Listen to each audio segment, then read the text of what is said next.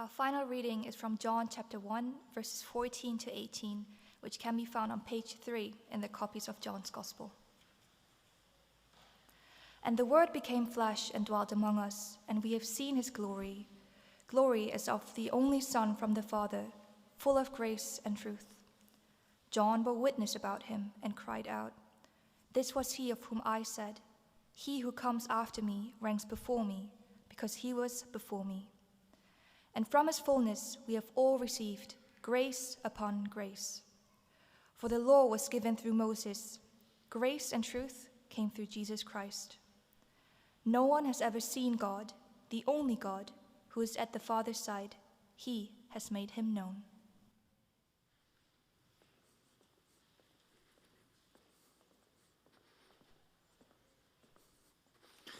Well, the decorations have been up, I believe, for a week now, but I think it's fair to say that this is really where Christmas begins. The celebrations start today. I'm so glad you were able to join us. Thank you very much indeed for coming.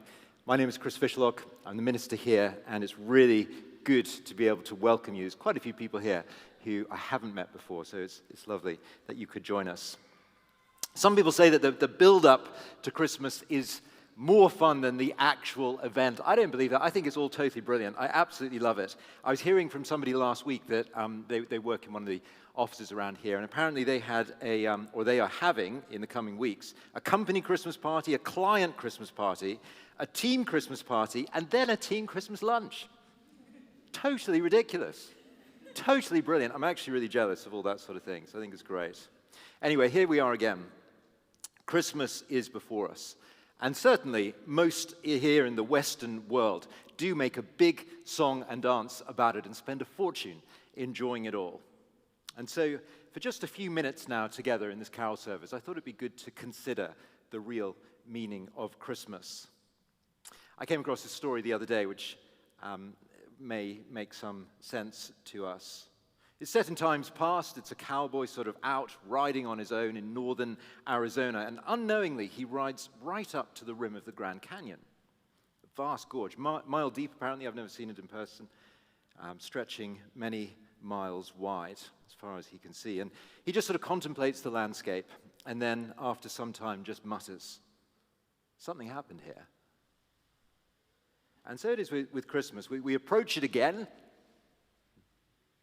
Consider the significance, the true meaning. I mean, just consider Jesus born in history 2,000 years ago. Relatives, Jesus' relatives, pretty inconspicuous. He hardly traveled himself. He had no formal training or education as an individual. His public ministry only lasted 3 years. Sometimes easy to read through the Gospels and think it was going on for ages. Only actually 3 years of public ministry. And yet, his birthday splits our calendars in two, before Christ and after. Our cities around the world, if you just consider, pretty much every city of a major significance around the world, and certainly in the West, have incredible buildings like this one, built to honor Jesus. That's pretty amazing. Carol services attended. I think we're doing about 12 or 13 carol services here and in sort of surrounding firms in the coming weeks. Carol services, countless numbers of people to celebrate this pretty, well, at one level, you could just look at him and say, pretty average guy. I guess more clearly than anywhere else in the New Testament, that reading that we had just now, that Nayong read for us, the first verse, if you wanted just to follow on the handout now, it comes straight out of the little Gospels, which you're welcome to take away and read yourself. You'll see a few words that I've underlined there, which correspond to a few points that I'm going to make. You see, Christmas was a point in history when God made himself known. God moved house, we might say. He came to live with us for a bit. And he actually invited us to get to know him. You'll see the first of 4 points there, which we'll consider briefly. God became flesh. Now, we know from that reading that Blaise did, the penultimate one, that the Word was God. Quite a clear statement. And here we're told, the Word became flesh. God became like one of us. I think that's something we're probably familiar with, but it's hard to really get our heads around. It's such a significant thing. The story is told of a small girl who cried out to her mother one night from her room, "Mummy, I'm afraid of the dark. Mum replied, well, don't worry, darling. The Lord is with you. There was a pause. Then the little girl said, yes, okay, but I want someone with skin on. And that's what Jesus is. I mean, it just helps to put things into terms that make sense to us. Jesus, God with skin on. And it's deeply profound if you think about it. I mean, Christmas is the time that God became like one of us. Like one of us, he was born of a woman. He grew from infancy. He hungered, he thirsted, he ate, he drank. Like us, he shared our humanity in every respect. He slept, he was wearied, he felt pain. He wept, he rejoiced. Like us, he was moved with emotions. He marveled. On occasion, he was angry. He showed compassion. He prayed, he read, he had a job, he suffered, he experienced temptation. His skin was scorched. It's a horrible Roman torture. His body was run through with nails, and he died on a cross. But then, as confirmed by hundreds of witnesses, he rose from the grave. And yet, all the time, he was like us. God became flesh. Something happened here. The Christian church was established 2,000 years ago when this incarnation was fresh in people's minds. I guess we look around, don't we, in our world today, and we say things like, or at least you hear said or hear reported, look what the world has come to. We were talking with some of our neighbors about this just over the last 24 hours. There have been a few incidents where we live where you just think, good grief, the world has really gone down here. Look at what the world has come to. Those early Christians, apparently so taken with what had happened, what was more commonly on the lips of the early Christians, look who has come into the world. So that's the first point. God became flesh. Secondly, he dwelt among us. Now, John could have used a different word. He could have said lived among us, but he said dwelt. Dwelt means literally to pitch a tent. It emphasizes the temporary nature. Not that God's humanity was temporary, but that he temporarily dwelt, came to live with us on earth. What's interesting is as you read through the Bible, there are three different types of people that dwell in tents: shepherds, soldiers, and to keep the S going, sojourners, we might say expatriates, temporary workers. In each case, they lived in a tent because they never stayed in one place very long. Jesus, too, he dwelt with humanity, just 30 years. And he described himself as the good shepherd. He came to gather his people, and he gave out invitations liberally, generously.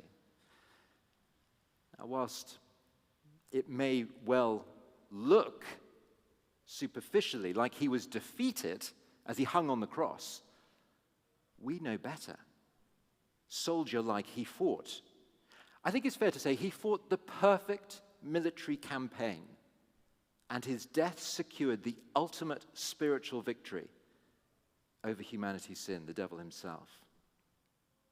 But all the time, he was an expat, a sojourner. He belonged to another country, another kingdom. He made that clear. This is not my home. And he had a primary purpose in coming, a primary purpose to open the doors of heaven to anyone who chose to recognize him. When that mission was complete, he returned home, dwelling over. Temporary stay complete. And so the Son of God returned to his kingdom. Do you know today, Jesus is very much still in his human body. But he's not with us on earth now. He's with his Father in heaven. It was a unique time where God came to dwell. So secondly, God dwelt. Thirdly, his glory has been seen. You see, when Jesus walked on earth, I mean, if we'd been born 2,000 years earlier in a different country, we would have seen this ourselves. When Jesus walked on earth, his godness was witnessed. Undeniable humanity, sure, and yet unparalleled divinity as you consider Jesus. We have seen, said John, we have seen, eyewitness, friend of Jesus. We have seen his glory. Glory just means the sheer weightiness of godness, pointing obviously to a reality that is not of this earth. John and many at the time, they saw the miracles that Jesus did. You may be familiar with some of the things that Jesus did. As you read through John's gospel, and we encourage you to do that, you'll see amazing things that Jesus did, reported by many witnesses. These things weren't done in secret. One of the first miracles you come across is water turned into not just wine, but the finest of wines. And you think that's a surprise. Jesus is a party starter. He's not a sort of spoiler of fun. We all sort of think he's going to come and ruin everything. A display of God's glory. The sick and the paralyzed made well. A dead man, Lazarus, you get to chapter 11 in John's gospel, a dead man is brought out of a tomb. He was in the tomb for 4 days. Jesus calls him out. A display of God's glory. Each miracle evidence of the godness, the weightiness of Jesus. I guess most surprisingly of all, we see God's glory at the cross.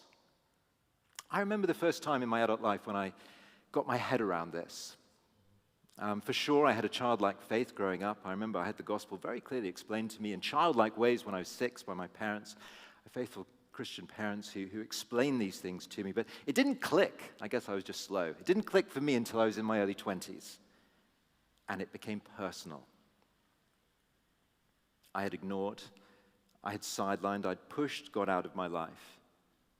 I'll do it my way. Now, I don't think I ever actually said that, but that's how I lived. And Jesus took the hit for that. For everything that not he didn't do anything wrong. You read about his life. Sinless. But Jesus took the hit for me, and he took it to the cross.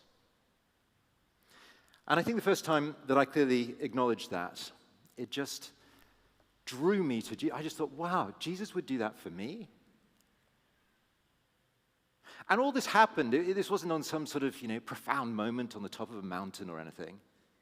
I just got to grips with who Jesus was. I heard talks, much like this one. I started considering the actual content of the gospel for myself. I got a good friend called Dinesh. Some of you know him. He's a church leader in Singapore, and he came to visit not so long ago. When he came to London in the 90s, he came as an undergraduate. He went to LSE to study economics. And he was not a Christian. He'd been brought up in another place where his one parent was a Buddhist and one parent was a Hindu. And so by his own testimony, he says, I had quite a confused upbringing, didn't really know exactly what to believe. Lots of different ideas floating around. Anyway, in London, one of his friends invited him to a Christian talk, not dissimilar to this one. And at about this point, as he tells the story himself, he said, I was so bored, I decided to pick up the Bible and flick through it and see what I could find. And as he flicked through the Bible, he found a whole lot of maps. And he said, it changed my perspective of everything. I realized at that point that the Christian faith is based on actual people and actual events in real geographical places that you can plot on a map. He'd never considered that before. All the religion that he had taught or heard on, and all the worldviews that he'd been subjected to, were based on myth and legend and philosophy and moralism and asceticism and that sort of thing. And that's not Christianity. True Christianity has been witnessed. We, says John, friend of Jesus, we have seen his glory, his godness. And so that brings us to the fourth point where we close. Jesus. He's full of grace and truth. I love this. I don't know what you thought about Christianity before you came here today. Most people have a pretty sort of, stated view of Christianity. Grace and truth, not law and judgment. Grace and truth. I think for most Christianity is a sort of, I think God's a pretty good bloke. I'll try once again to pull up my socks and try a little bit harder, and I'll pull out my best act. I hope in the end, I've probably done more good than bad, and I think God's going to be pretty reasonable. If he is the sort of God that people are talking about, he's got to be pretty reasonable, and he'll see that I've tried my best. And you sort of think of your life, don't you, sort of like it's on some sort of graph where you have some successes and some failures, and some successes and such is the way we often end up thinking. And I just want to say that that's not Christianity. That's not right from a Christian worldview. That is wrong. Absolutely wrong if that's what you sort of thought or been taught. Grace. Undeserved free gift. Truth. Everyone, humanity, great leveler, everyone on the same starting position. We fall short. We can't help ourselves. Those best things that you've done on the graph, the upticks, they don't impress God. Grace. Jesus does it all. Everything. Absolutely everything. We can trust him. I just love this truth. Grace and truth. It's gentle, it's accessible, it's attractive, and it's useful. It actually works. It makes a difference to your life today. Let me just try and capture the sort of, another little story. I mean, think of a father with a young son. Little child comes in one day, face absolutely filthy, looking a little bit sorry for himself. And dad sort of gently comes down to his level, gets out a washcloth, gently applies soap. Child looks sorry. Dad says, Mike, what a dirty face you have. What an incredibly dirty face you have. How did it get so bad? Don't worry. I'll sort it out.